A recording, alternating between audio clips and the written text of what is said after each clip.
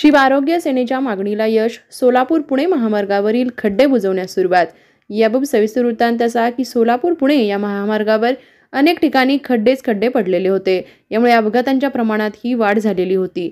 तसेच अनेकांना आपले प्राण गमवावे लागले होते। त्यामुळे सोलापूर पुणे महामार्गावरील खड्डे बुजवण्यात यावेत या मागणीसाठी शिव आरोग्य सेनेचे जिल्हा समन्वयक दीपक सुर्वे यांनी सावळेश्वर येथील प्रोजेक्टर मॅनेजर टोल प्लाझा यांना निवेदन देऊन खड्डे बुजवण्याबाबत मागणी केलेली होती। त्याच अनुषंगाने शिव आरोग्य सेनेच्या मागणीची दखल घेत अखेर सोलापूर पुणे महामार्गावरील खड्डे बुजवण्यास सुरुवात झालेली आहे। वाहतूक चालकांनी काम पूर्ण होईपर्यंत सहकार्य करावे अशी विनंती शिव आरोग्य सेनेचे जिल्हा समन्वयक दीपक सुर्वे यांनी केली आहे। जय महाराष्ट्र। मी दीपक सुर्वे, शिव आरोग्य सेनेचा जिल्हा समन्वयक। आम्ही 6/1/2025 ला सावळेश्वर टोल नाका व NHI यांना पत्र दिलं की जे खड्डे पडलेत उजनी धरणापासून ते सोलापूरपर्यंत त्यातील खड्डे पूर्ण बुजवावे। त्या खड्ड्यामुळे बऱ्याच 2 व्हीलर व 4 व्हीलर गाड्यांचा ॲक्सिडेंट होत होते खड्डे वाचवण्या येणार।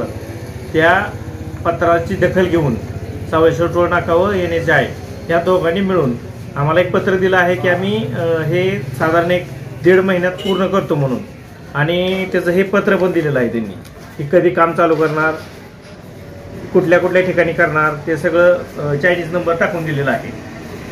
त्यामुळे शिव आरोग्य सेनेने जे आंदोलनाचं पत्र दिलं त्याचं यश आलेलं आहे आणि त्याच्याच अनुषंगाने साधारण 16 तारखेपासून ते काम चालू होणार आहे आणि 1 महिन्यात 1.5 महिन्यात ते पूर्ण करतील। यामुळे बऱ्याच जणांचे प्राण वाचणार आहेत आणि वेळही वाचणार आहे लोकांचा।